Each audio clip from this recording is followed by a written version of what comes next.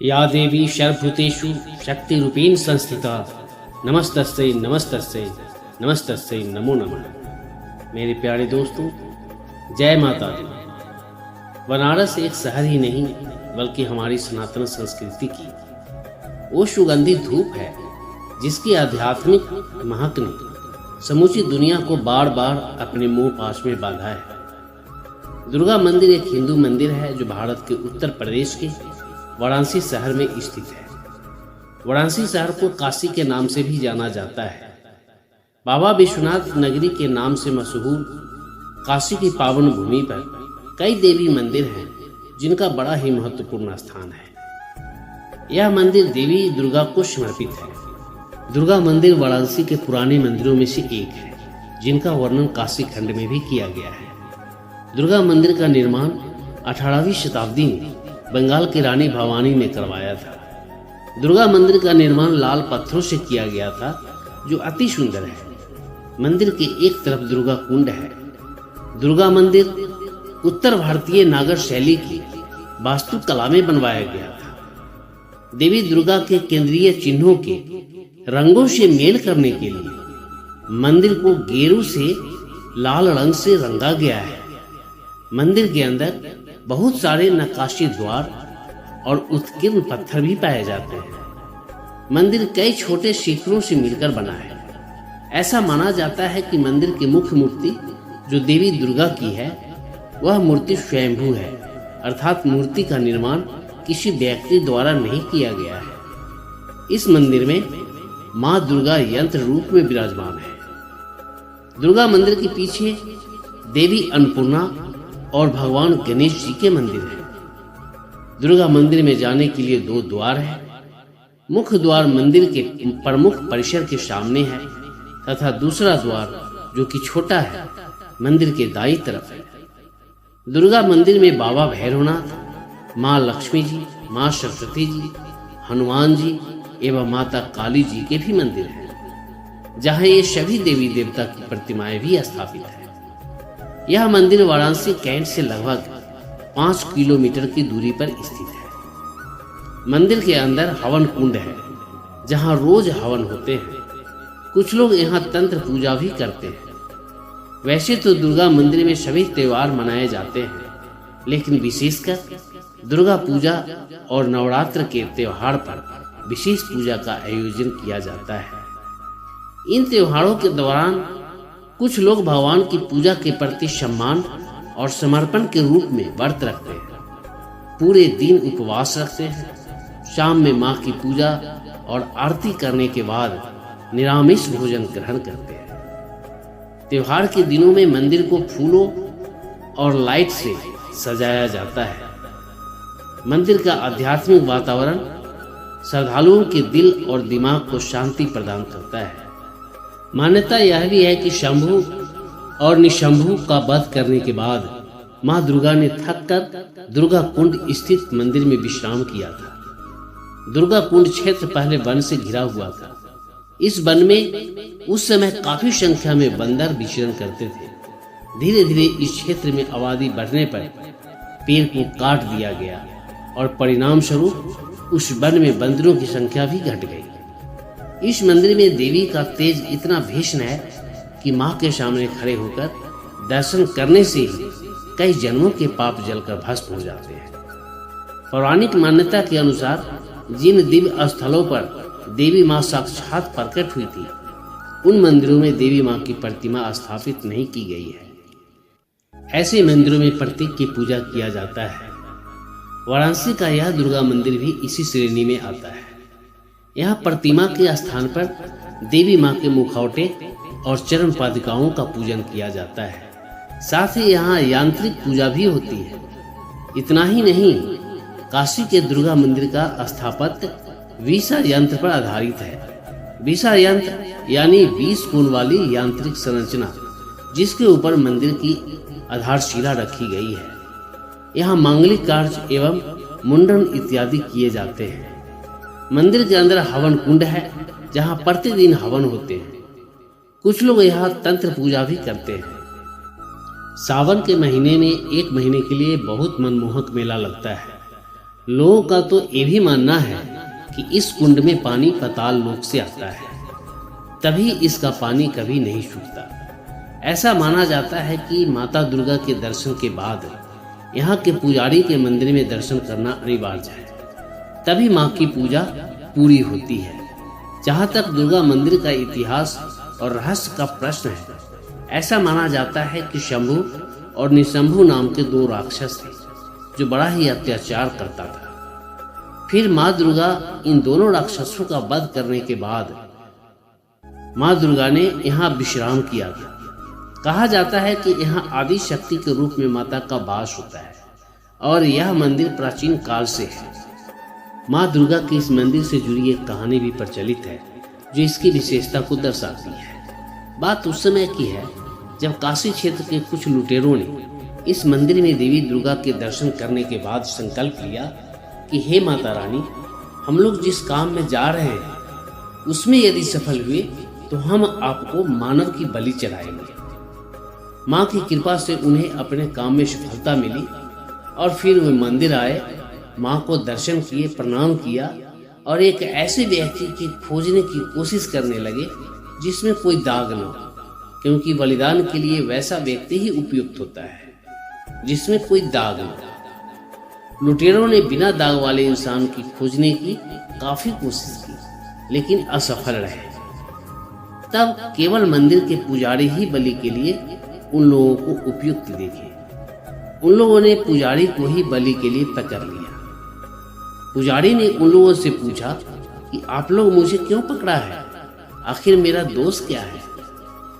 लुटेरों ने कहा कि आपका कोई दोष नहीं है, बात यह है कि मुझे माता को मानव बलि के लिए एक ऐसा इंसान चाहिए था जिसमें कोई दाग न हो, और आपसे अच्छा कोई और हो नहीं सकता। इसलिए हे पुजारी जी, हम लोग माता के मंदिर में आपको बलि चढ़ाने के लिए ही पकड़ा है। तब पुजारी ने कहा, रुको, पहले मैं माता रानी की पूजा कर लूं, फिर आप लोग मेरी बलि माँ को चढ़ा देना। उसके बाद लुटेरों ने पुजारी की बलि दी। तुरंत माँ प्रकट हुई और पुजारी को पुनर्जीवित किया और एक वरदान मांगने के लिए कहा। तब पुजारी ने माँ को प्रणाम करते हुए कहा कि हे माता रानी, मुझे जीवन नहीं चाहिए, बल्कि आपके चरणों में चिर विश्राम चाहिए। आप अपनी भक्ति प्रदान करें। पुजारी की भक्ति भावना से प्रसन्न होकर देवी माँ ने पुजारी को वरदान दिया कि जो व्यक्ति मेरे दर्शन करने के बाद तुम्हारा दर्शन नहीं करेगा, उसकी पूजा फलदायी नहीं होगी। इतना कहकर माता रानी अंतर्ध्यान हो गई और थोड़ी देर बाद पुजारी ने उसी मंदिर के प्रांगण में समाधि ली, जिन्हें कुक्कुटेश्वर महादेव कहा जाता है। वैसे तो माँ भगवती के प्रकट होने के विषय में अनेकों कथाएं हैं, जिनमें यह भी एक है। इस मंदिर स्थल पर माता भगवती के प्रकट होने का संबंध अयोध्या के राजकुमार सुदर्शन की कथा से जुड़ा है। राजकुमार सुदर्शन की शिक्षा दीक्षा प्रयागराज में भारद्वाज ऋषि के आश्रम में हो रही थी। शिक्षा पूरा होने के बाद राजकुमार सुदर्शन का विवाह काशी नरेश राजा सुबाहु की पुत्री से हुआ। इस विवाह के पीछे रोचक कथा है कि काशी नरेश राजा सुबाहु ने अपनी पुत्री के विवाह योग्य होने पर उसके स्वयंवर की घोषणा करवाई। स्वयंवर दिवस की पूर्व संध्या पर राजकुमारी के स्वप्न में राजकुमार सुदर्शन के संग उनका विवाह होता दिखा। राजकुमारी ने अपने पिता काशी नरेश सुबाहु को अपने स्वप्न की बात बताई। काशी नरेश ने इस बारे में जब स्वयंवर में आए राजा महाराजाओं को बताया तो सभी इसे अपना अपमान समझ राजा सुदर्शन के खिलाफ युद्ध छेड़ने की बात करने लगे और सभी ने उसे सामूहिक रूप से युद्ध की चुनौती दे डाली। राजकुमार सुदर्शन ने उनकी चुनौती को स्वीकार कर लिया और मां भगवती से युद्ध में विजय होने का आशीर्वाद मांगा। राजकुमार सुदर्शन ने जिस स्थल पर आदि शक्ति की आराधना की, वहां देवी मां प्रकट हुई और सुदर्शन को विजय का वरदान देकर स्वयं उसकी प्राणों की रक्षा की।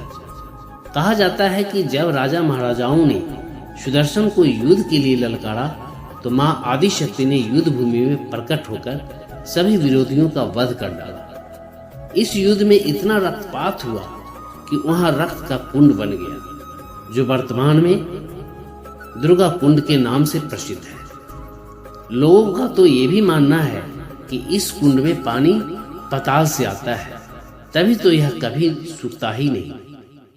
जहां तक सवाल है वाराणसी स्थित दुर्गा मंदिर कैसे पहुंचे, तो आपको बता दूं कि यह मंदिर वाराणसी में स्थित है और वाराणसी लगभग सभी प्रमुख शहरों से सड़क मार्ग के द्वारा अच्छी तरह से जुड़ा हुआ है। इसलिए आपको यहाँ पहुँचने के लिए बसों की अच्छी सुविधा देखने को मिल जाएगी, जिसकी मदद से आप अपना सफर पूरा कर सकते हैं और दुर्गा मंदिर वाराणसी में आकर माता के दर्शन कर सकते हैं। यदि आप ट्रेन से आने के बारे में सोच रहे हैं तो ट्रेन से आना आपके लिए बहुत ही ज़्यादा फायदेमंद हो सकता है, क्योंकि अगर इस मंदिर के निकटतम रेलवे स्टेशन की बात करें तो वह वाराणसी में ही मौजूद है। अगर इस रेलवे स्टेशन से इस मंदिर की दूरी की बात करें तो सिर्फ और सिर्फ 2 से 3 किलोमीटर की दूरी पर है, जिसे आप आसानी से ऑटो या टैक्सी की मदद से पूरा कर सकते हैं। आप यहाँ फ्लाइट की मदद से आने के बारे में सोच रहे हैं तो हम आपको बता दें कि इस मंदिर का निकटतम airport Lal Bahadur Shastri international airport है, जहाँ से इस मंदिर की दूरी मात्र 25 किलोमीटर है, जहाँ आप ऑटो या टैक्सी की मदद से जा सकते हैं। अगर हम इस मंदिर में दर्शन के समय के बारे में बात करें तो यह मंदिर सुबह भक्तों के लिए 5 बजे खुल जाता है और यह मंदिर दोपहर 12 बजे बंद कर दिया जाता है। उसके बाद इस मंदिर को पुनः 3 से 4 बजे खोला जाता है, जिसके बाद यह मंदिर रात के 9 बजे तक खुला रहता है। अगर आप इस समय को ध्यान में रखकर आएंगे तो आप आसानी से दुर्गा माँ के दर्शन कर सकते हैं। इसमें आपको किसी प्रकार की कोई परेशानी नहीं होगी और इस मंदिर के दर्शन के लिए आपको किसी भी प्रकार के शुल्क का भुगतान नहीं करना पड़ता है, अर्थात आपको किसी भी प्रकार का फी पेमेंट नहीं करना पड़ता है। इसलिए अगर कोई व्यक्ति आपसे शुल्क की मांग करे तो उसे किसी भी प्रकार के शुल्क का भुगतान ना करें। अब सबसे बड़ा सवाल आता है कि बनारस में कहाँ रुके। बहुत लोग बनारस आने के बाद जानकारी के अभाव में सबसे बड़ी गलती करते हैं कि रेलवे स्टेशन पर उतरकर ठीक सामने दिख रहे होटलों में कमरा ले लेते हैं और तब घूमने का प्लान बनाते हैं। ये भी ठीक है, लेकिन तब ठीक है जब आपके पास 4-5 दिन का समय है या स्टेशन के आसपास आप किसी ऑफिशियल काम से आए हैं या फिर ऐसी कोई विकट परिस्थिति आन पड़ी है कि बनारस के सारे होटल भरे पड़े हुए हैं, कहीं कोई कमरा खाली नहीं है। अगर आपके पास मात्र 1 से 2 दिन का समय हो और आपका लक्ष्य दर्शन या पूजन का हो तो आप कैंट रेलवे स्टेशन के आसपास ना रुकें, क्योंकि बनारस की ट्रैफिक व्यवस्था के कारण आप वाराणसी में सही तरीके से कुछ भी नहीं देख पाएंगे और न ही कहीं घूम पाएंगे। आपको रुकने के लिए ऐसी जगह होनी चाहिए जहां से दर्शन करने, घूमने, खाने पीने की सारी जगह आपसे चंद कदमों की दूरी पर हो। इन सब सुविधाओं के लिए सबसे बढ़िया जगह है बनारस का हृदय स्थल गोदोलिया, जहां से चंद कदमों की दूरी पर ये सब कुछ आसानी से उपलब्ध है। आपको रेलवे स्टेशन से न मंदिर आने जाने की अनावश्यक खर्च की जहमत उठानी है, न ही यातायात की चिल्लम पो में फंसने और न ही ट्रैफिक का रोना, न ही आपको पूछना है कि भैया बनारसी पान या लस्सी कहाँ मिलेगा। आपको गोदोलिया में हर कैटेगरी के सस्ते महंगे गेस्ट हाउस, होटल आसानी से मिल जाएंगे।